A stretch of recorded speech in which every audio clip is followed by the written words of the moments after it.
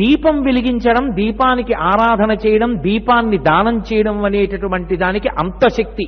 అందుకే దీపం ఏది ఇవ్వగలదు అని అడిగితే అసలు దీపము వలన సమస్తము సాధ్యమే, ఇది అది అని లేదు.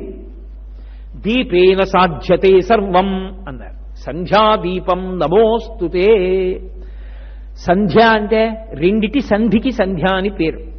చీకటి వెళ్ళి పగలొస్తోంది, ఉదయవేళ సంధ్య. పగలు వెళ్ళిపోయి రాత్రి వస్తోంది, ప్రదోషవేళ. దోషము అంటే చీకటి, ప్రదోషము అంటే చీకటికి ముందున్న కాలము.